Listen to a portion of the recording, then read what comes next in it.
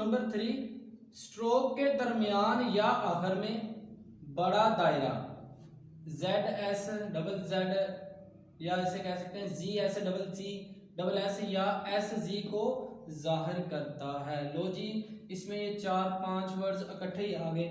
ठीक है, तो ये अकेला अकेला पढ़ना था, उसकी भी जान छूटी। यानी कि अगर तो स्ट्रोक के दरमियान में बड़ा सर्कल, स्ट्रोक के दरमियान में बड़ा सर्कल या आखिर में बड़ा सर्कल, तो किसको जाहिर करेगा? जी एस डबल जी डबल एस या एस जी को जाहिर करता है। तो हमें कैसे पता चलेगा एस जी की आवाज है, डबल जी की आवाज है, या जी एस की आवाज है, डबल एस की आवाज है, ये हमें कैसे पता चलेगा? तो भाई सेंटेंस में जो जुमला ये वर्ड इस्तेमाल हो रहा है वही आपको बता रहा होगा। आप इसकी प्रैक्टिस तो करें ना, तो इंशाल्लाह ये साथ साथ आपको जवाब खुद ही मिलते जाएंगे।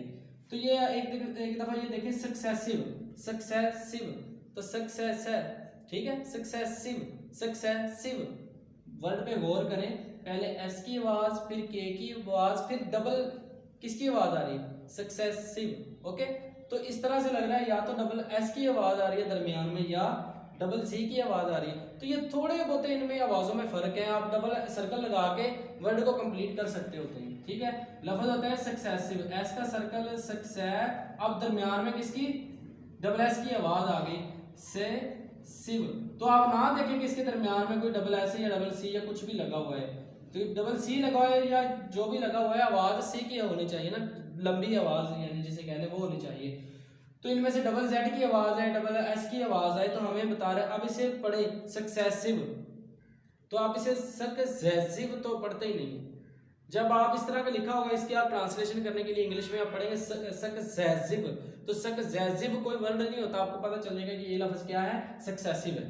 इसी तरह से वर्ड है हमारे पास नेसेसरी, नेसेसरी, नेसेस, सेस आ गई ना, डबल आवाज आ रही है, सेस, तो सेस जहां पे वर्ड आ जाएगा वहां पे बड़ा सर्कल डाल देंगे। ओके हो गया, नेसेसरी, नेसेसरी, नेसेसरी।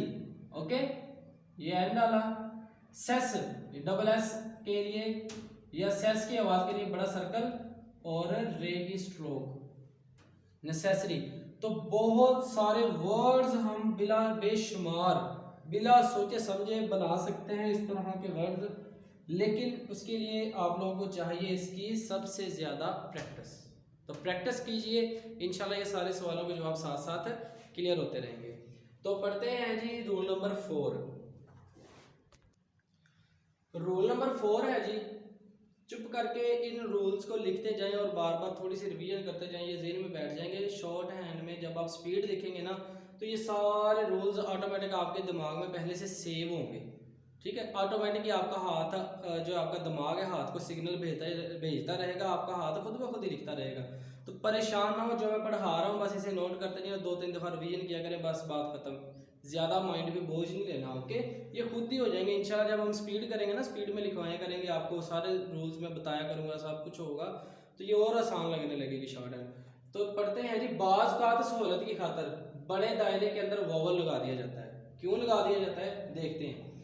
एग्जिस्ट है, एक लफ्ज है एग्जॉस्ट, अब लफ्ज बोलते हैं एग्जिस्ट, एग्जिस्ट, एग, गे, गे की आवाज के बाद जिस की आवाज आई, डबल एस या जिस की आवाज आई, तो बड़ा सर्कल लगा दिया। ठीक है, हमने पढ़ा है ना, डबल एस जी एस, जिस की आवाज आ रही है, अब डबल एस जिज या डबल जेड डबल जी जिसे हम कहते हैं, एस जी एस डब्ल्यू की आवाज है तो बड़ा सर्कल यूज करते हैं एंटी क्लॉकवाइज। तो ये सारे रूल्स हमने पढ़ दिए। अब एग्जिस्ट, एग्जिस्ट लफ्ज एग्जिस्ट, एग्जिस्ट, जिस, एग्जिस्ट की आवाज आई है तो इसके लिए बड़ा सर्कल यूज होगा, टी एग्जिस्ट बन गया। अब मैं इसके अंदर जो वोवल मैंने लगाया हुआ है, ये मैं इसकी बात अभी नहीं कर रहा। ठीक है, ये एक दफा इसे इग्नोर करें। उसके बाद लफ्ज है हमारे पास एग्जॉस्ट, इसके अंदर भी एक दफा इग्नोर करें। एग्जॉस्ट, एग्जॉस्ट, गे गे गे लिखा, और एग्जॉ, ठीक है, जॉ के लिए डबल सर्कल लगाया, बड़ा सर्कल, और टी। अब आप बता सकते हैं इसमें, इसको ना देखें, सिर्फ इसे इस स्ट्रोक को देख के बताइए एग्जिस्ट है, इसे ना देखें, स्ट्रोक को देखें, देखें दोनों एक जैसे बन गई है। गे एस का जो है बड़ा सर्कल, और टी। सिमिलरली ये मैं गे लिख रहा हूं, ये गे है ना, गे, ये गे,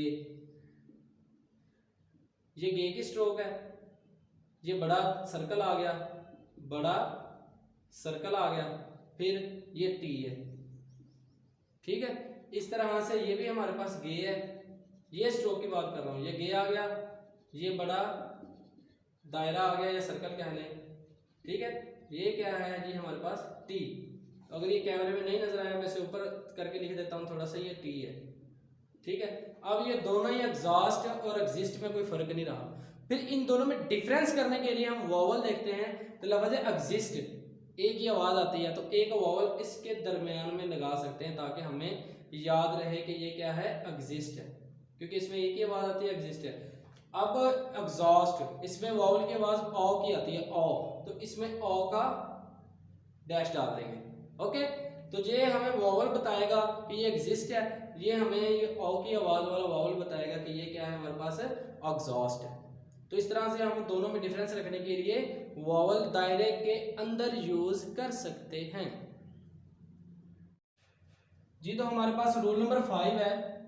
देखिए जी, बाज का हम आवाज में तमीज करने के लिए एक के साथ बड़ा और दूसरे के साथ छोटा दायरा लगाकर ऐसे या जेड का स्ट्रोक लगाते हैं। मिसाल के तौर पर कोई रेसिस है और रेसिस है, दोनों एक ही तरह के वर्ड है। अगर हम इसको भी रेसिस है, इसको हम लिखना चाहें सिस की आवाज एंड पे सर्कल लगाते हैं तो सिस की आवाज देती है, हमने रूल पढ़ा, तो इसको हम ऐसे भी लिख सकते हैं, ये भी इस तरह से लिखा जा सकता है। लेकिन सेंटेंस में फिर एक तो हमें सेंटेंस में बता रहा होगा कि ये रेसिस की बात हो रही थी या रेसिस की बात हो रही थी। दूसरा, अगर हमने ये अकेला वर्ड लिखा है तो फिर हम इसकी स्पेलिंग लिखने के लिए, इसकी लॉन्ग हैंड बनाने के लिए हमें पता नहीं चलेगा कि ये वर्ड था या ये वर्ड था। तो इन दोनों में डिफरेंस करने के लिए बाज का जो है हम इनको अलग अलग लिख देते हैं। जैसे हम एक के लिए बड़ा और एक के लिए बड़ा सर्कल, एक के लिए पूरी स्ट्रोक और एक के लिए बड़ा दायरा लगा देते हैं। मैं इसे दोबारा लिख के दिखाऊंगा। जैसे कि लफ्ज़ रेसिस है तो मैं इसे रे और सिस के लिए डबल सर्कल, इसे मैं आपको दोबारा लिख के दिखा देता हूँ। ये रे, एस का सर्कल और एस का पूरा स्ट्रोक, यानी डबल एस के लिए हमने बड़ा सर्कल यूज करना था, एक एस का सर्कल और एक एस की पूरी स्ट्रोक बना दी। लेकिन मैं चाहूँ तो इसे भी उसी तरह से लिख सकता हूँ ना। मिसाल के तौर पर अगर मैं रेसिस को वैसे लिखना चाहूँ तो रे सिज, और इसको मैं रेसिस को भी मैं इस तरह से लिख सकता हूँ। लेकिन हम लिख सकते हैं दोनों को ही ऐसा अदला बदली करके, लेकिन जो आपने रेसिस को याद ऐसे अगर कर लिया है तो हमेशा से आप इसको ऐसे ही याद रखेंगे, और रेसिस को आपने अगर ऐसे याद कर लिया तो आप हमेशा इसको ऐसे ही याद रखेंगे, ठीक है। तो ये था एक छोटा सा रूल। ये इतने मतलब कि ना आपके दिमाग में खुद ही आना, इस तरह की ट्रिक्स आना स्टार्ट हो जाएंगी जब आप शॉर्ट हैंड के अंदर बिल्कुल डीपली चले जाएंगे। तो ये जनरली तौर पे हमने सबको पढ़ाना होता है ताकि साथ साथ आपके रूल्स कभी आपको स्ट्रोक बनानी पड़ जाए तो फिर आपको रूल्स के मुताबिक खुद से बनानी आसान हो जाए जी। तो हमने बड़े सारे रूल्स पढ़े, जी S double S double G S W के लिए बड़ा सर्कल सबसे आम तरीन जो पॉइंट है, इसे आप ज़हन नशीन कर ले, बार बार आपकी शॉर्ट हैंड में ये जो है इस्तेमाल होगा। फ्रेजियोग्राफी, फ्रेजियोग्राफी में बड़ा दायरा एज वी को जाहिर करता है, एज वी को जाहिर करता है। कैसे? अगर डिक्टेशन बोलने वाला, डिक्टेशन लिखवाने वाला एक ही सांस में बोल गया एज वी कैन, ठीक है, तो मैं आपको इसे दोबारा लिख के दिखाता हूं, एज वी कैन। तो इसे अकेला अकेला हम कैसे लिखेंगे? एज वी कैन, मतलब कितना जो टाइम है इसके लिए लगता है। तो हम इसके लिए फिर क्या करेंगे? कैन से पहले एक बड़ा सर्कल किसे जाहिर करता है? एज वी को। तो एज वी कैन, इसी तरह से बड़ा सर्कल और के की स्ट्रोक, ये जाहिर करेगा हमें एज वी कैन। सिमिलरली हमारे पास एक वर्ड होता है एज वी गो, ठीक है, तो एज वी गो को कैसे लिखेंगे? As we go. ये मैं बेशक जैसे भी लिख रहा हूँ आपको समझाने के लिए है, ठीक है, लाइन से कुछ स्ट्रोक्स ऊपर नीचे जानी है, मैं उसका लिहाज नहीं रख रहा, जस्ट आपको समझाने के लिए ये बात कर रहा हूँ मैं, ठीक है। यानी 3 स्ट्रोक को लिखते वक्त हमें इतना टाइम लगता है, तो फिर एज वी के लिए हम एक बड़ा दायरा लगाएंगे, उसके साथ गो की स्ट्रोक बना देंगे। तो ये गे बना रहा हूं मैं, एज वी गो, लाइन से ऊपर मैं बना रहा हूं ताकि आपको क्लियरली नजर आए। सिमिलरली हमारे पास वर्ड होता है एज वी डू। तो एज वी डू मैं अकेला अकेला लिख के दिखाऊंगा, लेकिन एज लिखेंगे, फिर जो है वे की स्ट्रोक डालेंगे, फिर डू डालेंगे। मैं पहले कह चुका हूँ कि स्ट्रोक को अबव द लाइन लिखना या ऑन द लाइन, मैंने ये लिहाज नहीं रख रहा, जस्ट आपको 3 स्ट्रोक लिख के बता रहा हूँ कि 3 स्ट्रोक को लिखते वक्त हमारा इतना टाइम रिक्वायर हो जाता है, ठीक है। तो ये 3 स्ट्रोक से लिखने की बजाय हम एज वी के लिए एक बड़ा सर्कल डालते हैं और एंड पे जो भी आ रहा है, जैसे कि एज वी डू, तो एंड पे क्या आ रहा है हमारे पास, डू आ रहा है। तो पहले हम जो है एंटी क्लॉकवाइज सर्कल और डू, ये जो है ना ये हमें, ये जो दायरा है बड़ा, ये हमें क्या जार कर रहा है, एज वी, और ये डू के लिए ये स्ट्रोक होगी, डू के लिए। ओके, उम्मीद है आप लोगों को समझ आई होगी, नहीं आए तो व्हाट्सअप करके अपने टीचर से पूछ लें। एज वी हैव, अब हैव की स्ट्रोक का आपको पता है, तो उससे पहले ये हमने पढ़ा है ना पीछे रूल कि कर्व स्ट्रोक के साथ जब बड़ा सर्कल आ जाए तो जिस तरफ कर्व स्ट्रोक बन रही है उसी तरफ से हम जो है उसका सर्कल बना देंगे, एंटी क्लॉकवाइज या क्लॉकवाइज का लिहाज नहीं रखेंगे।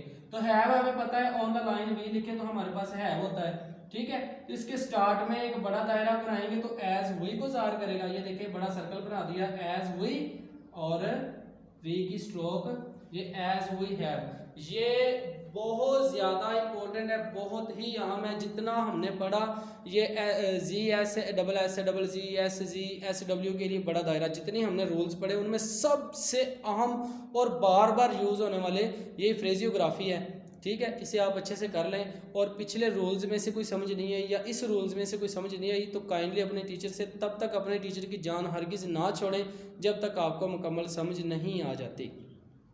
तो नेक्स्ट लेक्चर के लिए मुझे इजाज़त दीजिए। अल्लाह हाफिज़।